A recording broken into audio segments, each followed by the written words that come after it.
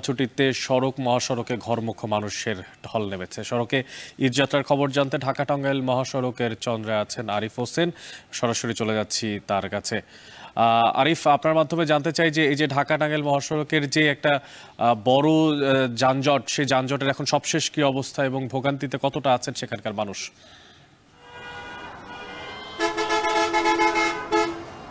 অনেক সেই যানজটটা কিছুটা হলেও কমে এসেছে, কারণ পুলিশের একটি অভিনব পদ্ধতি। সে দুই দিকের পথ, অর্থাৎ রং রুট যাওয়ার পথ এবং আসার পথ, দুটি পথই খুলে দিয়েছে ঢাকা থেকে যাওয়ার জন্য। দুই দিকেই গাড়ি চালিয়েছে। সুতরাং সখীপুর থেকে চন্দ্রার যেই যানজটটি ছিল, এছাড়া চন্দ্রা থেকে এলেঙ্গা পর্যন্ত, কিন্তু সখীপুর থেকে চন্দ্রা পর্যন্ত এই যানজটটি কিছুটা কমে এসছে। তবে চন্দ্রা থেকে এলেঙ্গা পর্যন্ত যেই যানজটটি, সেটি কিন্তু এখন পর্যন্ত কমেনি। আমরা যদি আপনাদেরকে একটু বাইরের দিকের রাস্তাটি একটু দেখাই, তাহলে আপনি বুঝতে পারবেন যে যানজটের তীব্রতা এখনও কতটুকু। এবং মোটামুটি বলা যায় যে রাস্তায় স্টাক হয়েই দাঁড়িয়ে আছে গাড়ি। এছাড়া আশপাশের যে মানুষজন, তাদের সাথে আমরা কথা বলেছিলাম, তারা বলছেন অতিরিক্ত ভাড়া নেওয়ার যেমন অভিযোগ, তেমনি গাড়ির স্বল্পতা একটি বড় সমস্যা তৈরি করেছে তাদের, যার ফলে যারা বাসের কন্ডাক্টর রয়েছেন, মালিক রয়েছেন, তারা কিন্তু অতিরিক্ত ভাড়াটি আদায় করছেন এবং তারা একটি খোড়া অজুহাত প্রতিবারের মতো এবারও নিয়ে এসছেন। এবং তারা বলছেন যেহেতু গাড়িটি যাত্রী ভর্তি করে যাচ্ছে গন্তব্যে এবং আসার সময় গাড়িটি ফাঁকা থাকবে, সেজন্য তারা অতিরিক্ত বাড়তি ভাড়া নেওয়ার জন্য বাধ্য হচ্ছেন। আপনি দেখতে পাচ্ছেন যে গাড়ি না পেয়ে পর্যাপ্ত অনেক মানুষ গরু টানার যেই ট্রাকগুলো রয়েছে, ছোট ছোট মিনি ট্রাক, এছাড়া বড় ট্রাক, সব ট্রাকই উঠে বসে আছে। একটি নির্দিষ্ট ভাড়া দিয়ে তারা গন্তব্যে যাচ্ছে। সেই ভাড়াটিও কিন্তু আগে যেই পরিমাণ বাস ভাড়া ছিল তার চেয়েও বেশি। অনেকটা বাধ্য হয়েই মানুষ যাচ্ছে, কারণ আপনি বুঝতে পারছেন যে আজকে থেকে সরকারি ছুটি শুরু। অধিকাংশ গার্মেন্টস কিন্তু আজকে ছুটি হয়ে যাবে। গতকালকে 50% গার্মেন্টস ছুটি হচ্ছে, আজকের বাকি 50% ছুটি হবে। সুতরাং এই যে গাজীপুরের যে অঞ্চলটি, এই অঞ্চলটি গার্মেন্টস অধ্যুষিত। এখানে প্রায় 11.5 লাখ গার্মেন্টস কর্মী এখানে রয়েছে। সব কিছু মিলিয়ে প্রায় আরও 55 লাখ লোকের মতো এখানে একটি বসবাস রয়েছে। এর মধ্যে যারা গার্মেন্টস শ্রমিক রয়েছেন অথবা যারা স্থায়ীভাবে বসবাস করছেন, এর মধ্যে বড় একটি অংশ তারা কিন্তু এই ঈদ যাত্রায় তাদের গন্তব্যে যাবেন, বাড়ি যাবেন। সুতরাং আমরা তাদের সাথে কথা বলেছিলাম, কেউ 1 থেকে 1.5 ঘন্টা, কেউ 2 ঘন্টা অপেক্ষা করেও গাড়ি পাচ্ছেন না। এর জন্য বাধ্য হয়ে কেউ গরুর গাড়িতে তুলছেন। আপনি দেখতে পাচ্ছেন ওই যে একজন পুলিশ কর্মকর্তাকে আপনাদেরকে যদি দেখায়, হাইওয়ে পুলিশ, তার ঠিক পাশেই গরুর গাড়িতে তুলছে। অথচ পুলিশের পক্ষ থেকে স্পষ্ট বলা হয়েছিল গরুর গাড়িতে কোনোভাবেই কাউকে তুলতে দেওয়া হবে না এবং কেউ গরুর গাড়িতে করে যেতে পারবে না, কারণ এটি একটি ঝুঁকিপূর্ণ ব্যবস্থা। বিগত সময় আমরা দেখেছি গরুর গাড়িতে করে গন্তব্যে যাওয়ার পথে দুর্ঘটনার শিকার হয়ে অনেকে মারাও গিয়েছেন। সুতরাং এটি একটি ঝুঁকিপূর্ণ, সবাই জানে। এছাড়া পুলিশের পক্ষ থেকে বলা হচ্ছে তারা সতর্ক অবস্থানে রয়েছেন এবং যাতে কোনো ধরনের দুর্বৃত্ত সাধারণ মানুষের যাত্রীদের লুট করে টাকা না নিয়ে যেতে পারে, সে বিষয়ে তারা সচেতন রয়েছেন।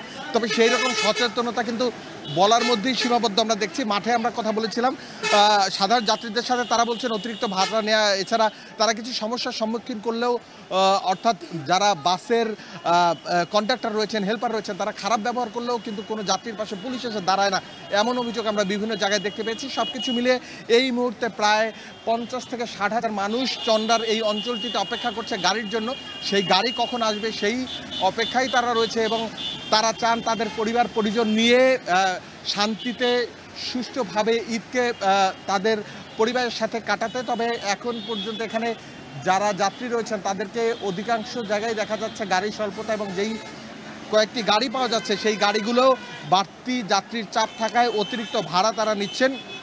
কেউ ভিন্ন প্রাইভেট কার অথবা মাইক্রো বাস ভাড়া করে তারপরে যাওয়ার চেষ্টা করছেন। তবে এই যে যাত্রীদের যে অতিরিক্ত চাপ, সেই চাপটি 2টার পরে আরও একটু বাড়তে পারে বলে আশঙ্কা করছেন এখানকার আইনশৃঙ্খলা রক্ষাকারী বাহিনী। এবং তারা বলছেন কোনোভাবেই অপরিচিত মানুষের হাতে দেওয়া কিছু খাবেন না, এবং যদি এগুলো খান অথবা তাদের সাথে সখ্যতা করতে চান তাহলে আপনার সর্বস্ব লুট হতে পারে। এই বিষয়টি সাধারণ মানুষকে তারা দৃষ্টি আকর্ষণ করেছেন এবং যাতে এই বিষয়টি নিশ্চিত থাকে সে বিষয়ে তারা আহ্বান জানিয়েছেন। অনেক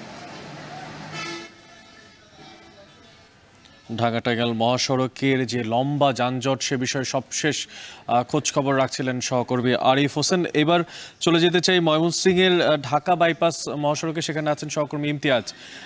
ইমতিয়াজ, আপনার মাধ্যমে জানতে চাই যে দীর্ঘ লম্বা সারির কথা আমরা জানছিলাম কিছুক্ষণ আগে, তো বর্তমানে সেখানকার কি অবস্থা এবং যানজটে যারা আটকে ছিলেন তাদের ভোগান্তির সবশেষ পরিস্থিতি আপনি কি দেখতে পেরেছেন?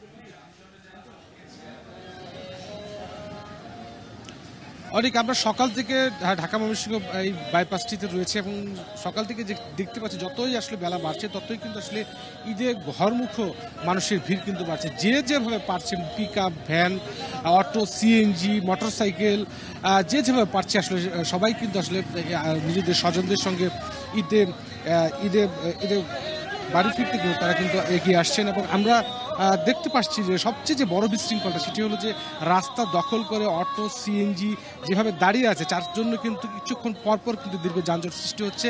বিশেষ করে ভালুকা, ত্রিশাল, চুরখাই এবং এই ঢাকা বাইপাস এলাকায় আমরা দেখতে পাচ্ছি যানবাহনের একটা ধীর গতি এবং সড়কের সাইডে যেভাবে আসলে এই যে অটো এবং সিএনজি যে দৌরাত্ম্যটা বেড়েছে এর জন্য কিন্তু ব্যাপক একটা দুর্ভোগ কিন্তু সৃষ্টি হচ্ছে।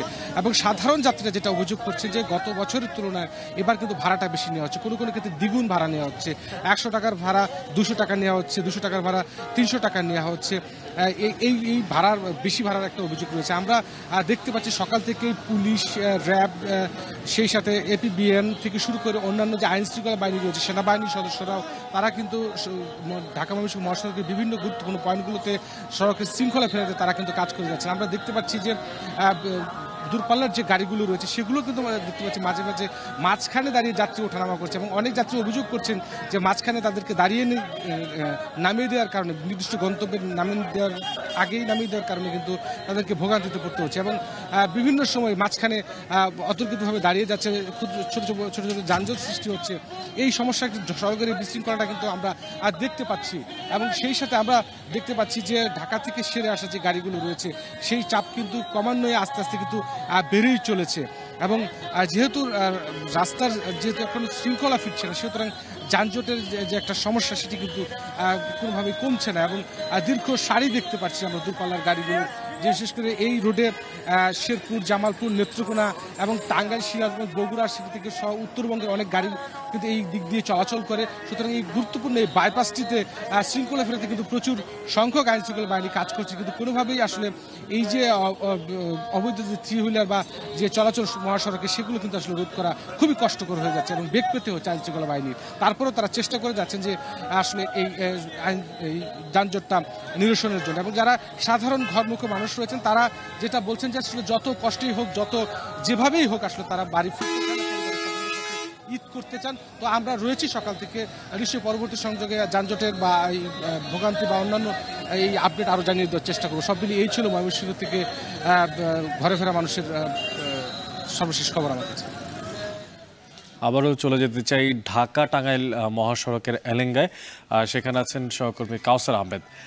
কাউসার, কিছুক্ষণ আগে আরিফ যেমনটা জানাচ্ছিলেন যে কিছুটা যানজট কমেছে, আমি দেখতে পাচ্ছি যে আপনার ঠিক পেছনেও গাড়ি সারিবদ্ধভাবে চলছে, তো কতটা গতিতে গাড়ি চলতে পারছে এবং সেখানকার যারা যাত্রীরা তাদের এই কি কথা জানতে পেরেছেন আপনি?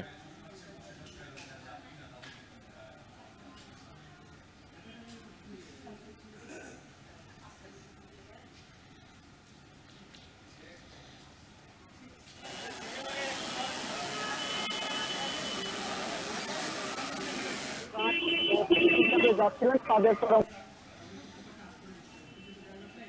যমুনার সেতু যে সড়কটি আমার সামনে প্রায় 14 কিলোমিটার এলাকায়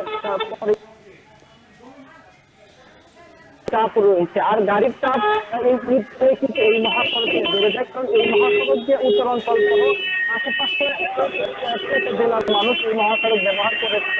সারাদিক সময় হাজার যানবাহন পারাপার হলে ঈদকে কেন্দ্র করে এর সংখ্যা বেড়ে যায় প্রায় 3 গুণ। রাত 12টা পর্যন্ত গত 24 ঘন্টায় এই যমুনা সেতুতে প্রায় 52,000 যানবাহন পারাপার হয়েছে। এতে টোল আদায় হয়েছে 3,60,00,000 টাকার উপরে। এই মহাসড়কে গণপরিবহনের ব্যাপক সংকট রয়েছে, যে কারণে ঝুঁকি নিয়ে অতিরিক্ত ভাড়া দিয়ে যারা ঘরমুখী মানুষ রয়েছে তারা জীবনের ঝুঁকি নিয়ে গন্তব্যে যাচ্ছে। এই বিষয়ে আমরা লক্ষ্য করেছি এই যে অন্যতম যে যানজটের কারণ, এর অন্যতম কারণ হচ্ছে যে এই মহাসড়কে বেশ কয়েকটি সড়ক দুর্ঘটনা এবং ফিটনেসবিহীন যানবাহন বিকল হয়ে গিয়েছিল। সেই ফিটনেসবিহীন যানবাহন সরানোর যে সময় লেগেছে সেই বাড়তি চাপের কারণে কিন্তু এখানে যানজটের সৃষ্টি হয়েছিল, মানুষের চরম ভোগান্তি পোহাতে হচ্ছে। আর এই মহাসড়কের চাপ কিন্তু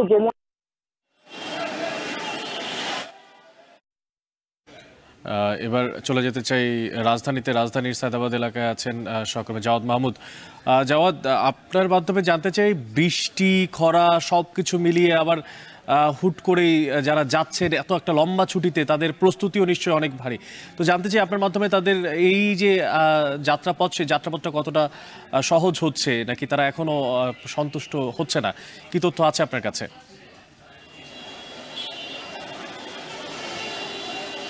অনেক যাত্রীদের যে বিষয়টা আপনি জানতে চাচ্ছেন, যে কিছুক্ষণ আগে আপনি বলেছেন যে বৃষ্টি এবং খরা, আমরা আসলে কিছুক্ষণ ধরে সায়দাবাদ বাস টার্মিনালে এসে যেটি দেখলাম যে বৃষ্টি, ঝিরি বৃষ্টিকে যেটাকে আমরা বলি, সেটি হয়েছিল। এখন যদিও সেটি অনেকটাই কমে এসেছে।